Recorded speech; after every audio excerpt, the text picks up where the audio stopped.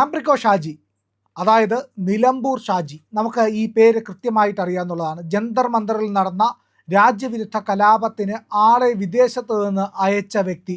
ആ വ്യക്തിക്കെതിരെയുള്ള കൃത്യമായ തെളിവുകൾ ഇപ്പോൾ കേന്ദ്ര സർക്കാരിൻ്റെ കയ്യിലേക്ക് വന്നിരിക്കുന്നു. പാർലമെൻറ്റ് രേഖകളിൽ കൂടി ഇയാളുടെ പേരെത്തിയിരിക്കുന്നു എന്നുള്ളതാണ് ഏറ്റവും പ്രധാനപ്പെട്ട കാര്യം. പാർലമെൻറ്റ് അംഗമായിട്ടുള്ള സഞ്ജയ് കുമാർ ഝാ JDUവിൻ്റെ ബീഹാറിൽ നിന്നുള്ള MP ആണ്.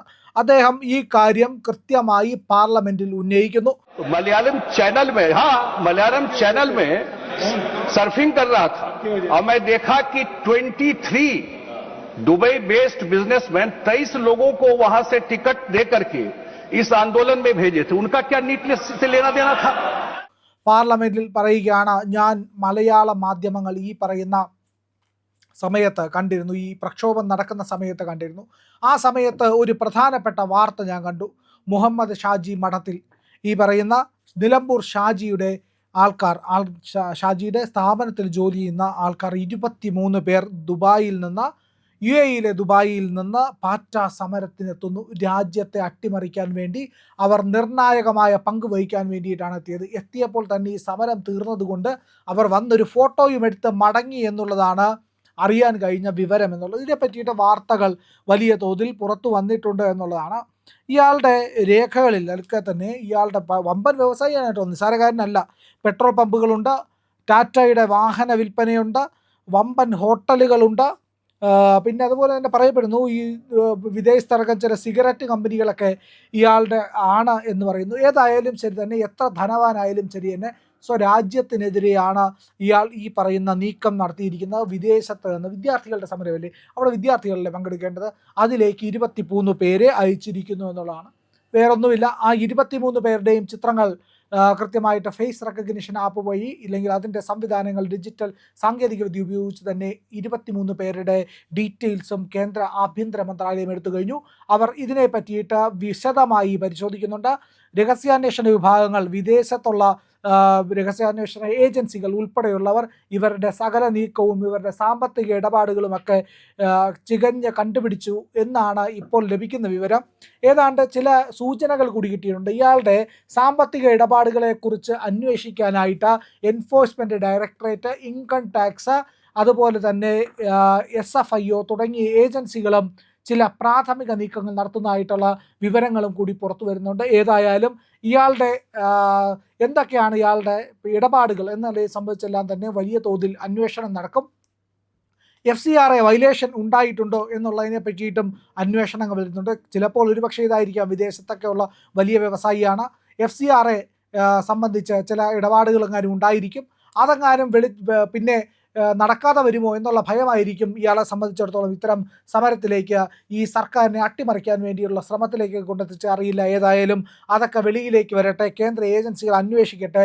ഇയാൾക്ക് മറ്റേതെങ്കിലും വിദേശ രാജ്യങ്ങളുമായിട്ട്, ഇന്ത്യക്ക് ശത്രുതയിൽ നിൽക്കുന്ന രാജ്യങ്ങളുമായിട്ടോ ഇല്ലെങ്കിൽ അവിടുത്തെ ഏതെങ്കിലും സംഘടനകളോ വ്യക്തികളോ ആയിട്ട് ബന്ധമുണ്ടോ, അവരുമായിട്ട് സാമ്പത്തിക ഇടപാടുകളുണ്ടോ, അവരുമായിട്ട് മറ്റേതെങ്കിലും തരത്തിൽ ബന്ധപ്പെടുത്തുന്നുണ്ടോ എന്നുള്ളത് കൂടി അന്വേഷിക്കേണ്ടതുണ്ട്. കാരണം 23 പേരെ രാജ്യത്ത് നടക്കുന്ന ഒരു പ്രക്ഷോഭത്തിലേക്ക് പറഞ്ഞയക്കുന്ന അത്ര നിഷ്കളങ്കമായിട്ടുള്ള കാര്യമല്ല. അതുമാത്രവുമല്ല, അറിയേണ്ട ഒരു പ്രധാനപ്പെട്ട വസ്തുത എന്താണെന്ന് വെച്ചാൽ, ഇയാൾ ഇങ്ങനെ പറഞ്ഞയക്കുമ്പോൾ അവർക്ക് കൃത്യമായിട്ട് രാഷ്ട്രീയ സന്ദേശം ഇയാളുടെ ജീവനക്കാർക്ക് കൊടുക്കുന്നുണ്ട്.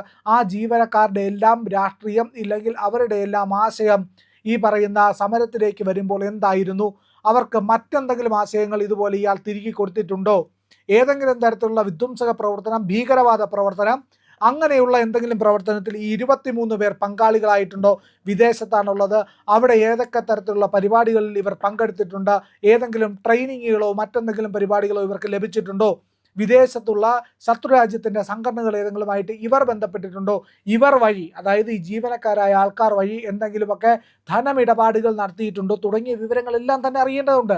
ഇതിലെല്ലാത്തിലും ഇപ്പോൾ ആശങ്ക വന്നിരിക്കുന്നു എന്നുള്ളതാണ് ഏറ്റവും പ്രധാനപ്പെട്ട കാര്യം. ഏതായാലും ഈ നിലമ്പൂർ ഷാജിയുടെ പേര് ഇപ്പോൾ നമ്മുടെ പാർലമെൻറ്റ് റെക്കോർഡുകളിൽ വന്നു കഴിഞ്ഞു.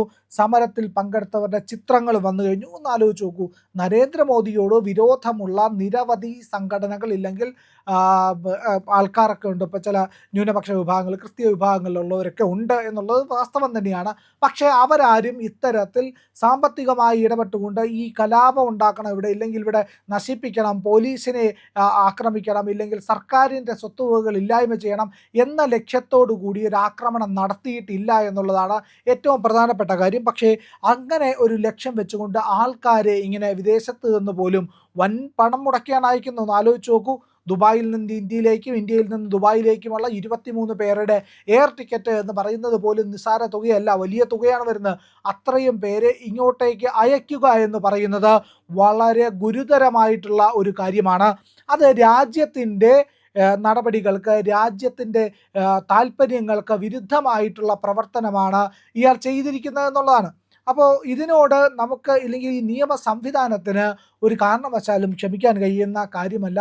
ഇയാൾ നടത്തുന്ന പ്രവർത്തനങ്ങൾ എന്തൊക്കെയെന്നുള്ളത് കൃത്യമായി വ്യക്തമായി അന്വേഷിച്ച് കണ്ടെത്തേണ്ടതാണ് എന്നുള്ളതാണ്. ഇയാളുടെ ബിസിനസ് ശൃംഖലകളുണ്ട്. ഈ ശൃംഖലകളിലൊക്കെ ഇൻവെസ്റ്റ് ചെയ്തിരിക്കുന്ന ആരാണ്, എവിടെ നിന്നാണ് പണത്തിൻ്റെ സോഴ്സ്, അതുപോലെ തന്നെ എന്തൊക്കെ സാമ്പത്തിക ഇടപാടുകളുണ്ട്, ആരൊക്കെയാണ് ഇയാളെ സഹായിക്കുന്നത്, ബിസിനസ് പങ്കാളികൾ ആരൊക്കെ തുടങ്ങിയ ഒരുപാട് വിവരങ്ങൾ നിസ്സാരമല്ലല്ലോ. ഒന്ന് ആലോചിച്ച് നോക്കൂ, വമ്പൻ ശൃംഖലയാണ്, വ്യവസായ ശൃംഖലയാണ്, ഇല്ലെങ്കിൽ കച്ചവടമൊക്കെയാണ് ഉള്ളത്. ഈ ആംബ്രിക്കോ ഷാജിക്കെതിരെയും ഇയാളോടൊപ്പമുള്ള 23 പേർക്കെതിരെയും NIA-യുടെ ഒരു അന്വേഷണം അത്യാവശ്യമാണ്. കാരണം അൺലാഫുൾ ആക്ടിവിറ്റി പ്രിവെൻഷൻ ആക്ട്, അതായത് UAPAക്ക് ഉള്ളിൽ വരുന്ന പ്രവർത്തനമാണോ ഇവർ നടത്തിയത് എന്നുള്ളത് അറിയേണ്ടിയിരിക്കുന്നു. വിദേശത്തിരുന്നു കൊണ്ട് രാജ്യത്തിനെതിരായിട്ടുള്ള കലാപത്തിലേക്ക് ആൾക്കാരെ അയക്കാനായി ശ്രമിക്കുക എന്ന് പറയുന്നത് നിസ്സാര കാര്യമല്ല.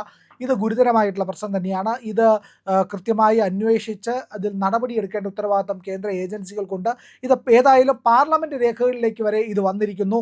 ആംബ്രിക്കോ ഷാജി എന്താണ് അയാൾ, ആരാണ് ഇയാളുടെ സാമ്പത്തിക സോഴ്സുകൾ അടക്കമുള്ളവ ചികഞ്ഞ് പുറത്ത് കൊണ്ടുവരേണ്ടതുണ്ട്. എന്തൊക്കെ ഇടപാടുകൾ നടത്തുന്നു, വിദേശ രാജ്യങ്ങളിൽ ഈ പറയുന്ന ഖത്തറിലൊക്കെയാണ് പലപ്പോഴും ഈ ഭീകര സംഘടനകളുടെ ആസ്ഥാനമായി പ്രവർത്തിക്കുന്നത്. അവിടെ എന്തെങ്കിലും ബിസിനസ് ഉണ്ടോ, അവരുമായിട്ട് എന്തെങ്കിലും ബന്ധപ്പെടുന്നുണ്ടോ തുടങ്ങിയ സംശയങ്ങൾ നാനാ തുറകളിൽ നിന്ന് ഉയരുന്നുണ്ട്. ഇതിനെ പറ്റിയിട്ട് സോഷ്യൽ മീഡിയയിൽ വലിയ ചർച്ച നടക്കുന്നുണ്ട്. ഇയാൾ ആരാണ്, എന്താണ്, എന്തൊക്കെയാണ് ഇടപാടുകൾ, എന്തൊക്കെയാണ് സംവിധാനങ്ങൾ, എങ്ങനെയാണ് ധനാർജയം ചെയ്തിരിക്കുന്നത്, എന്തൊക്കെ തരത്തിലാണ് ആൾക്കാർക്ക് ഇയാൾ ഇടപാടുകൾ നടത്തിയിരിക്കുന്നത്, ഈ അയാളുടെ സ്റ്റാഫുകളടക്കം എല്ലാവരിലേക്കും ഈ അന്വേഷണം പോകണം. അല്ലാത്ത പക്ഷം എന്ത് ഇടപാടുകൾ നടത്തി, എങ്ങനെയൊക്കെയാണ് ഇത് കൊണ്ടുപോകുന്നത് എന്നുള്ളതിനെ പറ്റിയിട്ട് അറിയാൻ കഴിയില്ല. വളരെ ഗുരുതരമായ പ്രശ്നമാണിത് ഇയാൾ ചെയ്തിരിക്കുന്നത്. 23 പേരെ വിദേശത്ത് നിന്ന് ഫ്ലൈറ്റ് പിടിച്ച് രാജ്യത്തേക്ക് അയച്ചിരിക്കുന്നു. അതുമാത്രവുമല്ല, ഇവിടെ സമരം ചെയ്യാൻ വേണ്ടിയിട്ട് അവരെ പ്രേരിപ്പിച്ചിരിക്കുന്നു എന്നുള്ളതാണ്. അപ്പോൾ എന്തൊക്കെയായിരുന്നു ഒന്ന് സംഭവിച്ചത് നമുക്കറിയാമല്ലോ. പോലീസ് വാഹനങ്ങൾ അടിച്ചു തകർക്കുന്നു, അവർ ഗ്രൂപ്പ് ഫോട്ടോയൊക്കെ എടുത്തിട്ടുണ്ട്.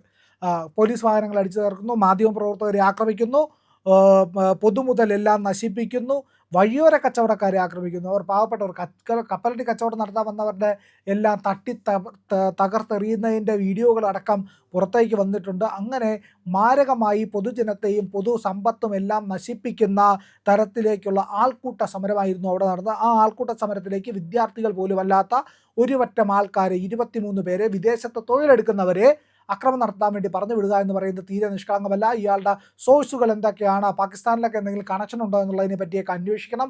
അവിടുത്തെ സംഘടനകളുമായിട്ടോ ഓർഗനൈസേഷനുമായിട്ടോ വ്യക്തികളുമായിട്ടോ ഒക്കെ ബന്ധമുണ്ടോ എന്ന് അന്വേഷിക്കണം. ഇത് ഗുരുതരമായ ഒരു പ്രശ്നമാണ്, നടപടി ഉണ്ടായേ തീരൂ. പ്രിയമുള്ളവരെ, ഇന്ത്യ ലൈവ് സബ്സ്ക്രൈബ് ചെയ്തിട്ടില്ല എങ്കിൽ ഉറപ്പായിട്ടും ചെയ്യണേ.